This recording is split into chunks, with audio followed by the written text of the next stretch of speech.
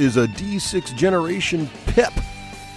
Yeah, one of those dots on the side of a six-sided die. Yeah, a pip, a short pip, little something. About anything gaming related. Sometimes featuring Craig, sometimes featuring Russ. We'll see what's coming up today.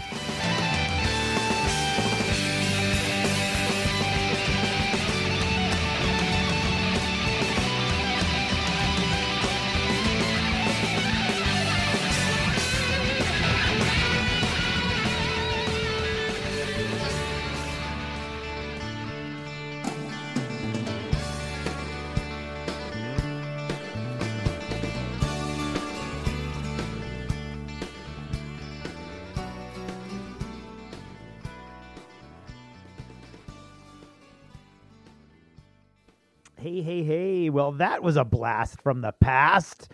I hope you guys enjoyed hearing that as much as I did. Did you ever notice how long it's been since I've done a Did You Ever Notice? It's a strange time for the D6 generation. It continues to be a strange time for the D6 generation, as Russ and I really didn't want to cut away completely. We want to maintain these contacts. We want to continue having these conversations and sharing our excitement and love of gaming with you guys as more and more demands are being made on us elsewhere. And we're trying, but you know what they say about the road to hell. We still want to get out a game review of A Song of Ice and Fire. We have some other ideas planned that we're really hoping we can put into effect. We have some ideas for patrons because you guys are just amazing that have been sticking with us as we transition into God knows what. This month is an excellent example of the road to hell being paved with good intentions because we had a bunch of plans. Unfortunately, something came up one week for me, something came up for Russ, and then one time we forgot our equipment, and here we are at the end. We haven't done anything yet. And then Russ came down with laryngitis. Meanwhile, my son's baseball team got rained out for about 4 games in a row, and we're making up for that at the end of the season. The season ends in 5 days, and we have games, 4 of them, including doubleheaders. So it's just been crazy. It's been unbelievable. This year at school has been insane for me. I know Russ has been really enjoying a lot of the challenges at his new job. It's very exciting, but it's just keeping us away from podcasting and gaming in general, unfortunately. And so for this pip, sadly, you are left with me because Russ has no voice at all. I toyed with the idea of pretending Russ was here and couldn't talk, but I don't know if I could maintain that fiction long enough to make it worthwhile, so I thought maybe I just would avoid that. So I thought I'd give a quick update. What is Craig doing lately? I had one of my top 3 most productive writing days in my entire writing career. Just this past weekend, I wrote 10,300 words in one 8-hour session, which actually might be the record for words per hour for me, or at least how many words in one 8-hour session.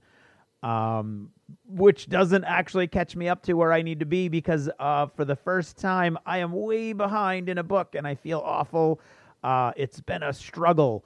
I highly overestimated my own ability to I'm writing a pirate book. I'm writing a pirate novel for Winged Hussar, obviously. Shout out, Vincent. And it's going to be tied to Blood and Plunder, which is awesome. The Blood and Plunder guys are going to hopefully help me out a little bit because my nautical knowledge, which I knew was a little limited, turns out very limited. And so I've got like multiple screens up every time I'm writing. I've got ship outlines, I've got deck plans, I've got sail plans, I've got I've got jargon lists, I've got all kinds of stuff that I have to get up. And so in addition to plotting and character and world building, well, the world building it's historical, so there's that. though doing my damnedest to make sure nothing that's happening reads like I just cut and paste out of Wikipedia. And so it's been a very challenging. When I finish this, which I hopefully will, in the next few weeks, I should have the first draft done before the end of June, which would be exciting. I think that I thought it was supposed to be done by April, and it would have been, except that at school, as I've said, it's utter chaos. The entire school district is in chaos. My job has been severely impacted by a string of professional setbacks, not of mine personally, but of our district, which has meant that ripples have gone out through my entire life that have really impacted a lot of different things, but primarily my ability to be creative and produce words, interestingly enough. But kind of some of that's resolving itself. Other parts of it are just I'm getting inured to the whole what's going on. So I'm hoping that I can bring it all back on track, and hopefully what I've come up with at the end here is a really good pirate story. What I thought I would talk about with you guys for a little bit today is what I'm doing with games. Because obviously you guys have heard us. We've been talking about A Song of Ice and Fire a lot. And, of course, the Game of Thrones finale is come and gone. And no spoilers. Not going to give anything away. Russ is super happy, super satisfied with the results. I have mixed feelings. And it's very wishy-washy of me. I talk to Russ and I think, oh, he's right. They're perfectly fine. I'm okay with everything. And then I'll talk to somebody else and I'll be like, oh, they're right. There were these weaknesses, and it could have ended better if this had happened. But either way, it's way better than Dexter. So there's that. But the game is still awesome. An interesting side note, because many of the characters who appear in the game died long ago in the TV show, right? Like Robb Stark. I literally think that happened over 15 years ago in real time. So I don't think I'm not in the TV show, obviously, but in the books. So I don't think I'm spoiling anything there. But a whole bunch of characters that you can actually play in the game are dead in the books long before these last 2 seasons of Game of Thrones. So it was an interesting emotional journey for me to kind of feel like, how interested am I to play these characters that were dying and that were dead? And it's I don't know. We haven't played since the last few real brutal episodes. So it'll be interesting to see if my emotional connection, because up until that point, especially those linked games that Russ and I played earlier in the spring, I was really emotionally invested, and it was fun. It was exciting. And even though I was playing who I consider the bad guys, I was really wrapped up in, the characters and the development of, even in the little 3-mission little mini campaign that we did. So it'll be interesting. I want to revisit it. There's a new model. There's new units coming out all the time. I can't wait. They've got to come out with 2 more factions. They're going to come out with 2 more factions. I'm very excited. I think I'm on record as saying I believe it's going to be Baratheon and Greyjoy is what I think, because you have to have it's taking place in the Battle of 5 Kings and the War of 5 Kings. And right now we have 4 factions, only 2 of whom represent one of those 5 kings. If they come out with a Baratheon box that includes both Stannis and Renly in the box, that would be 2 kings, and then the Greyjoy box would be the last king. So in 2 more factions, you would have all 5 kings, which would then, of course, open up the next phase of the books for the game, which would be awesome. Then we could start looking at Daenerys, of course, and her forces, and what else would there be? In the books, we haven't really seen much of the White Walkers, and the Whites. We've heard about them. The TV show took those stories and those reports and made them into actual scenes that you saw visually, obviously, because it's, visual medium and all. Excuse me.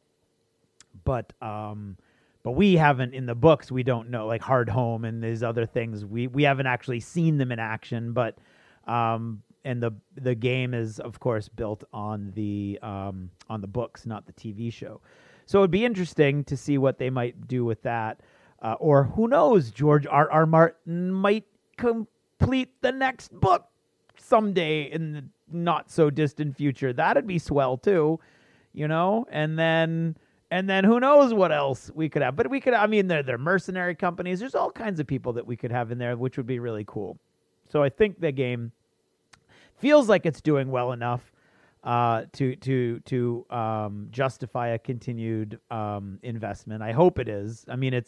It really is. I know we say this all the time, but it really is the best fantasy game out there, bar none. I'm putting together. I just put together a bunch of Warhammer 40,000 figures, which I'll talk about in a second.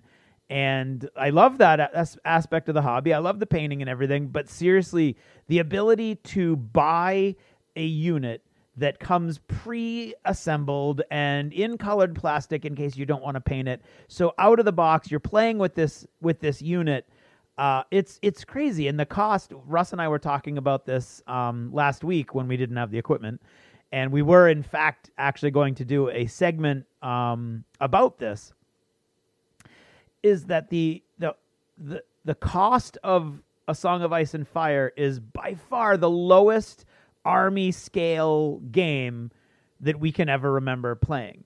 At you say $110 or $115 retail, not including any kind of discount you might get locally or online, gives you the starter box of one of the armies that you're looking for and a unit.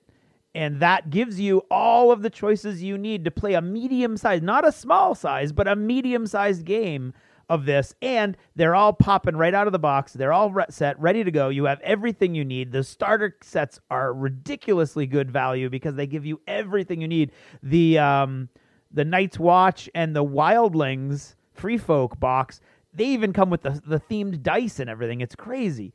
And so you're playing this game 10 minutes after you buy the boxes, which is crazy. And if you look at the prices that you're paying, a full unit, right, is you're going to have probably, 8 or 9 maybe units. If I'm trying to think, you get 4, 5, 6, you're going to have between 6 and 8 units in a medium to a slightly larger size game. And that's going to cost you. You could have that. You could have a large size game for less than $200. Didn't have to put anything together. Colored plastic so you can tell your stuff apart. Comes with all the trays that you need. It comes with everything you need. It comes with the cards. It comes with the characters. It comes with everything you need. It's unbelievable. So it's a crazy good deal.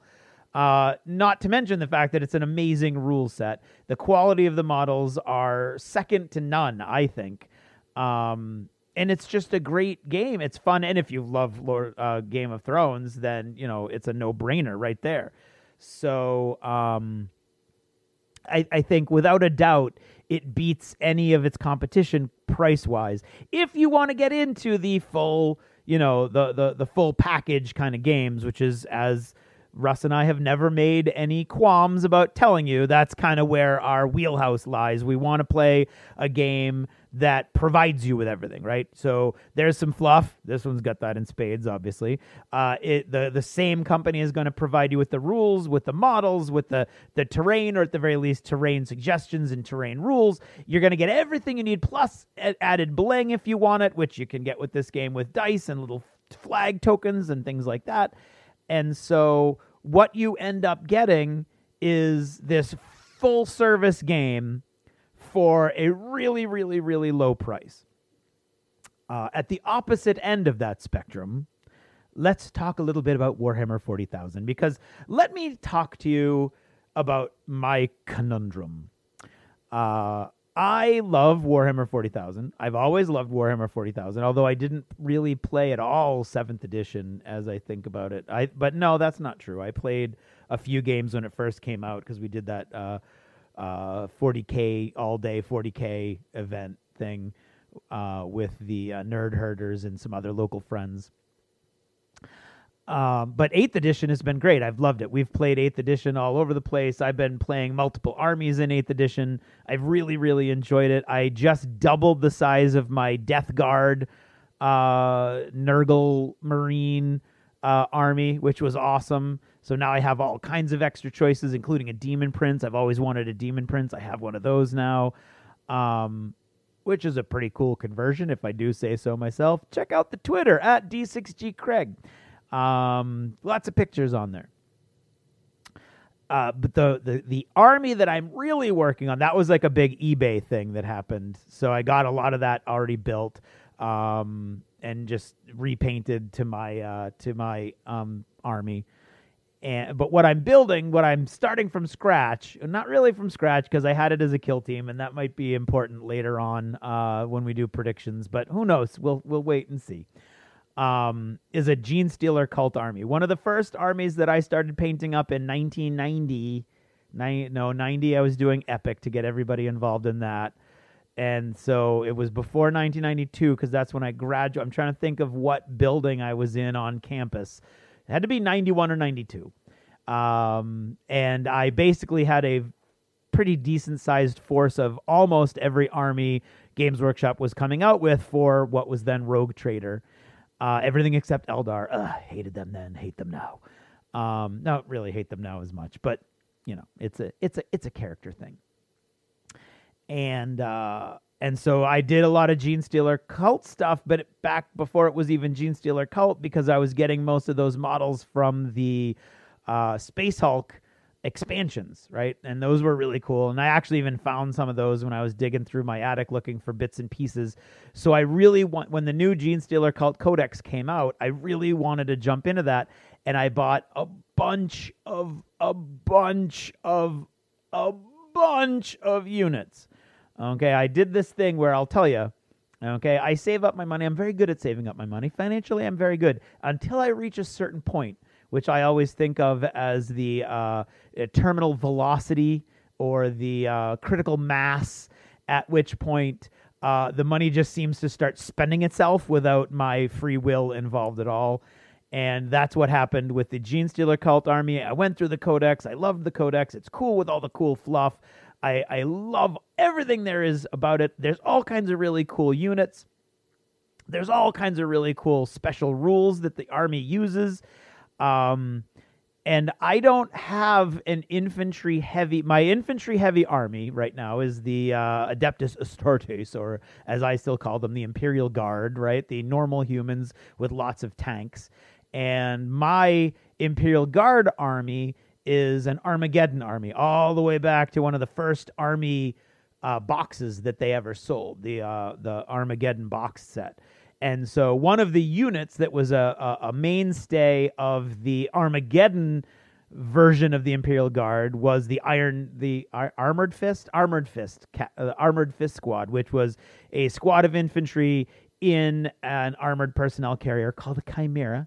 And so I have a bunch of Chimeras to go with my squad. So I have a bunch of infantry. I have like 80 guys, not including any of like the heavy weapon teams and stuff like that. And I have almost enough Chimeras to transport all of those guys. So I have one sort of massed infantry army, but it's a mechanized infantry army. And I really, really, really think that the Gene Stealer Cult army is going to shine with just pure infantry because of a bunch of its special rules. And that's what I wanted to do, except that this is going to go back to that price thing now, going from A Song of Ice and Fire, which is imminently affordable, to Warhammer 40,000, where the unit of choice that I kind of fell in love with, the Acolyte Hybrid unit, which is these guys who have, they're a few generations into the process of turning into monsters, basically.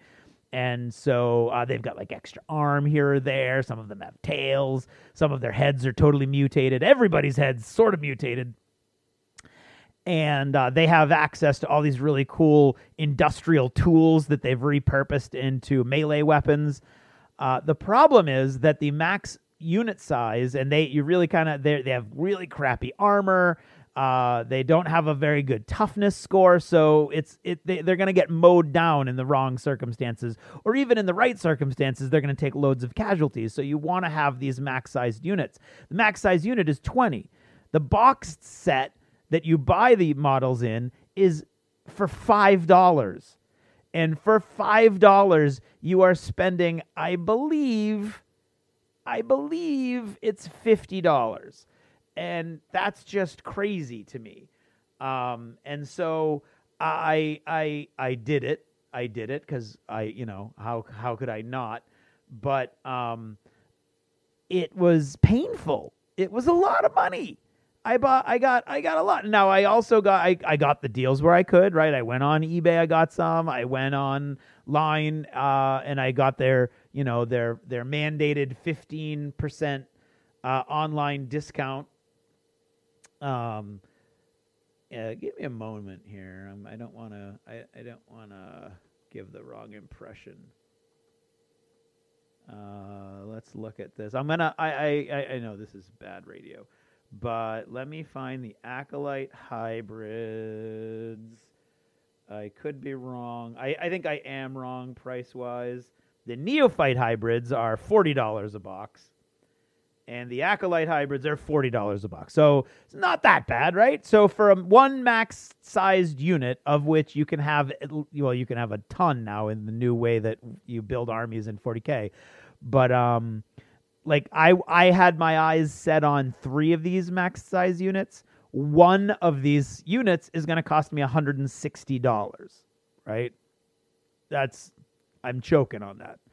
Now I had a few other sets lying around from Kill Team, like I said. But still, to get to that level of 60 guys, it was dear. It was dear. It was dear. And putting them together is awesome at the beginning because all kinds of cool poses and they look like these cool monsters. And I've got all kinds of grandiose plans for their bases, etc. But that's like the first 20. And then you get into the second 20 and you're thinking, what in God's name was I thinking? And then, of course, there's these awesome biker units, and the biker units are great. You buy 4 bikes in the unit, and you can get a quad if you want to carry a heavy weapon, and that's pretty cool. And it's cheap. They're not expensive point-wise at all, so you could have a lot of those, except for those 5 models is $55. And if you wanted to max it out, the way they sell them in the box, you would have to buy 2 boxes, and you'd still have. So here's my conundrum. So I spent all the money.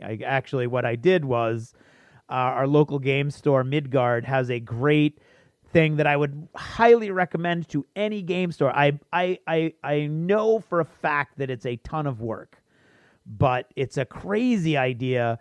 They have a game auction. And the game auction is you bring in your stuff and you decide what your lots are, and then you decide what your minimum bids are, and they track all that over one day. It's over the course of a weekend. They're putting everything out, and everybody who wins your stuff pays the store. The store is getting cash, and they give you store credit equal to the exact amount of money that was paid for your stuff. So you're basically changing your stuff, your old stuff, into new stuff, which is pretty amazing. The store gets all this infusion of cash, which is great for the store, right? And it's kind of like a revolving door because of course you're going to spend more money than you get in credit. So I think it's a win-win-win across the board. Some people are getting cool stuff for relatively cheap at the auction. You're getting some new credit so you can spend stuff on new stuff. The store is getting an infusion of cash and sort of controlling the secondary market at the same time. See what I mean? I did extremely well in the February auction. and I made $800. So that $800 went a lot to the Gene Stealer Cult Army. And then the game, the Warhammer 40,000 day that I had for Russ and his brother John and our friends Pete and Joe, who came over, and we had a big all-day battle.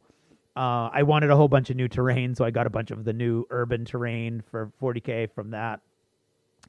But it was great. But the key is, though, okay, so I'm building this new army.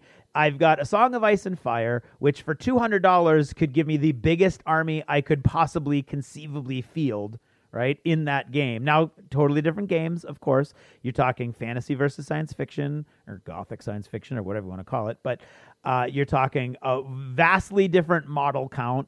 Okay, the model count, the units in A Song of Ice and Fire are cavalry are 4 models, and infantry are 12 models, and that's that, right? Now, there's all kinds of really cool mechanisms in the game to make it feel like the units can be bigger, especially for the free folk. The free folk have a lot of synergies where a lot of their units can sort of build on each other and move around and benefit each other.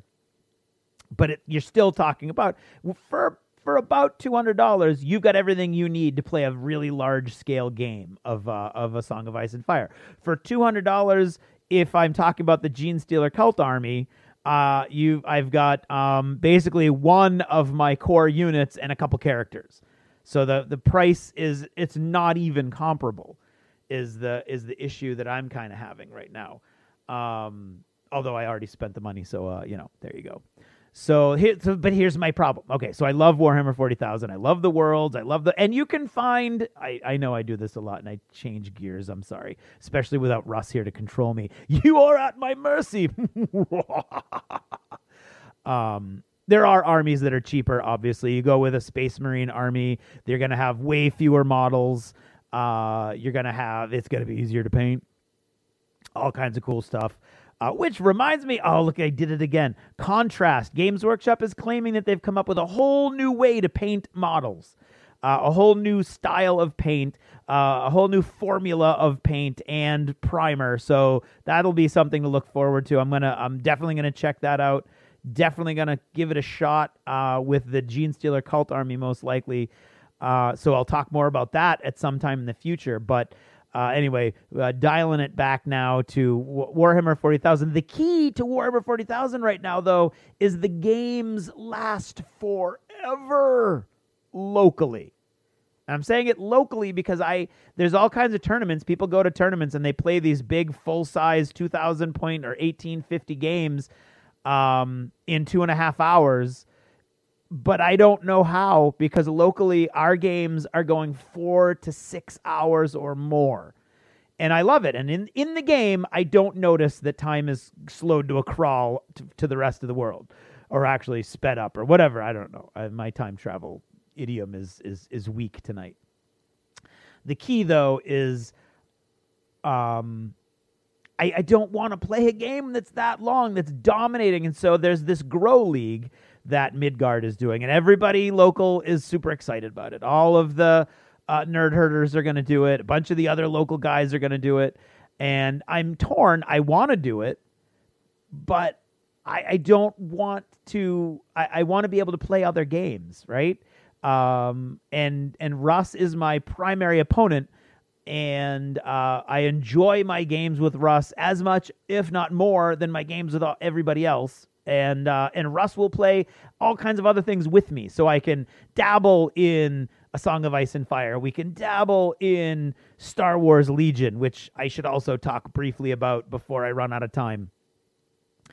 And I don't want to damage that. I would rather be playing lots of these other smaller games than one giant colossus once a week that's then going to dominate. But I've got all this money invested in this Gene Stealer Cult Army, so I don't know what to do. I like playing all the other guys too, and I love seeing all the different armies. And the purpose of a Grow League is for everybody to put together new armies and paint them, so everybody's using painted armies. And it's a $10 buy-in, and that all goes to store credit for prizes, which is cool. But I don't know if I want to jump in there if I don't have the reasonable expectation that I can finish, that I can play all those games. And well, neither here nor there. Never mind. I'll try to now narrow my focus now and tie all my threads together. So that's my sort of gaming conundrum, to be redundant and repeat myself right now. Is what should I do with this Grow League? Should I jump on it? Although my Genestealer Cult army isn't even remotely finished. I've got all kinds of models that I still have to put together because of the way that I'm building the bases. None of them are even on bases yet. The contrast paint system isn't even out yet. So if I wanted to start painting them, I would have to go old-fashioned and then shift it. Well, I already have gone old-fashioned for the kill team, so I don't know. I'm torn. And then on top of all of that, I've been, so, I have these 4 games, right? And for the prediction episode, I said that I would play at least 12 games of Star Wars Legion, A Song of Ice and Fire, Warhammer 40,000, and Adeptus Titanicus. So I don't even remember the language that I used. My intent was, among those 4 games, I would play at least 12 games total. But Russ and Rafe were so quick to disagree and lock me in, and I thought that they were going to push me. I was going to have to come up with a bigger number or whatever.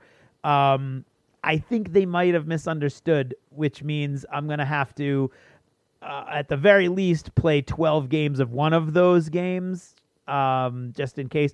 Spoiler alert, I'm at 10 for A Song of Ice and Fire, so I think I'm going to be fine. But my goal is I want to play those are the games that I enjoy the most lately.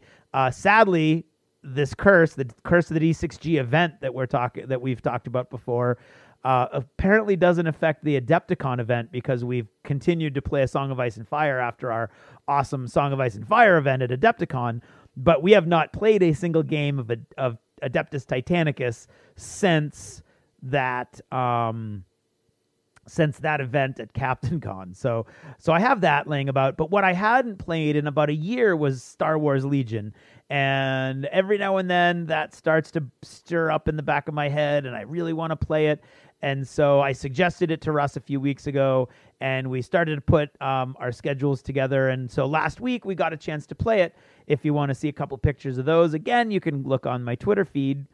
And I love that game. It's awesome. It captures Star Wars so well, right? And of course, right now there's only 2 factions. But what I'm learning is 2 things. One, my armies are very small, and so I need to get more units so I can have more unit options. Because right now, at a standard 800-point game, I'm fielding almost everything I own for both the Imperials and the Rebels.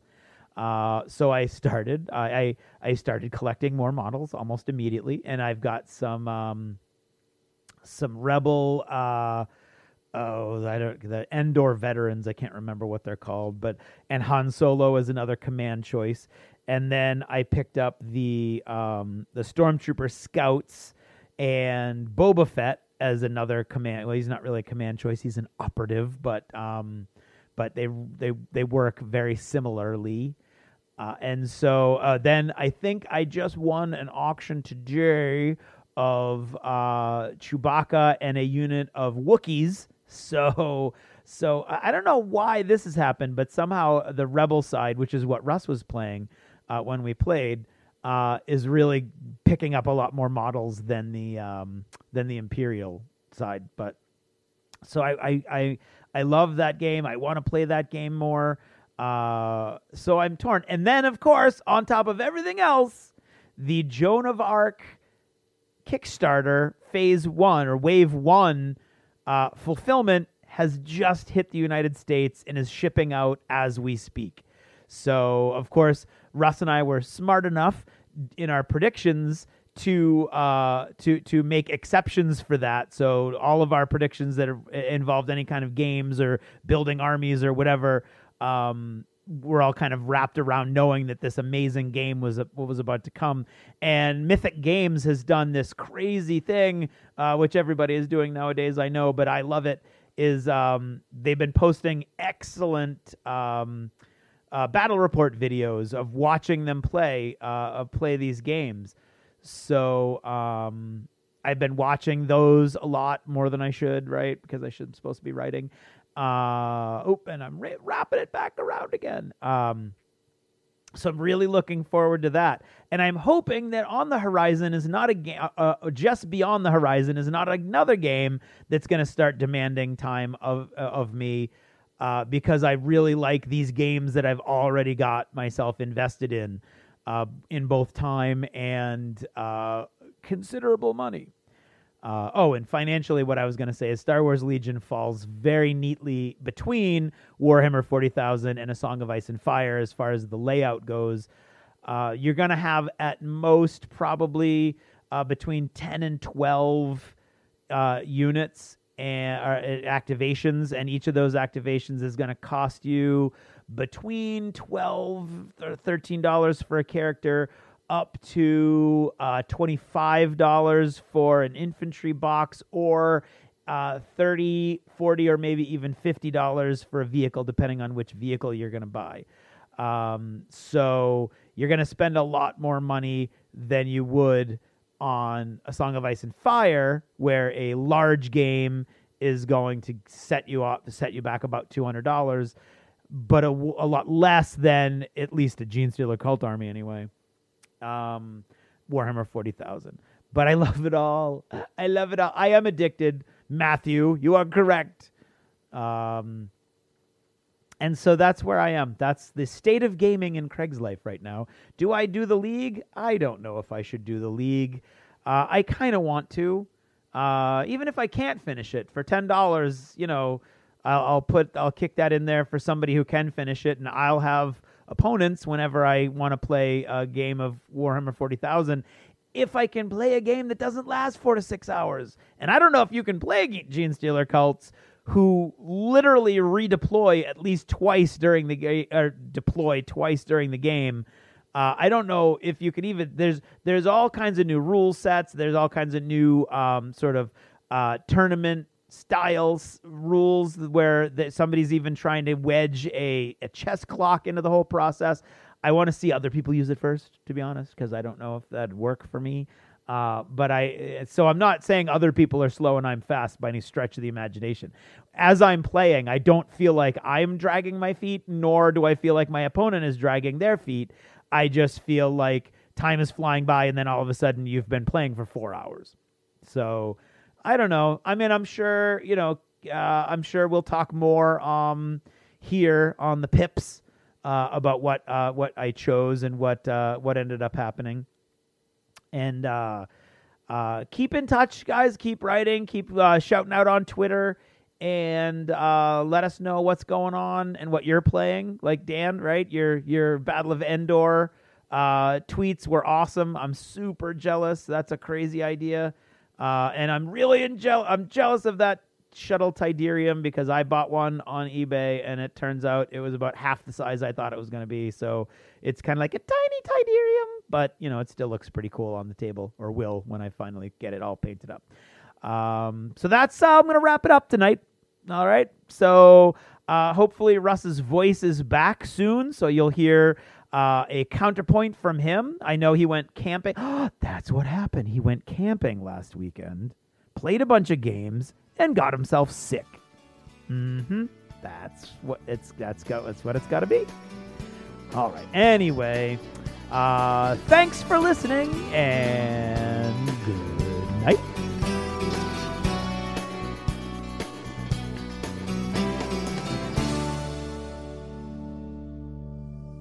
Achievement unlocked! You've made it to the end of another D6 Generation episode, the podcast whose humor has universally been acclaimed as not too horrible. Please let us know what you thought of the show by emailing us at info@thed6generation.com. If for some inexplicable reason you actually enjoyed this show, you can help others find out about it by leaving positive reviews on iTunes. Thanks for listening, and happy gaming.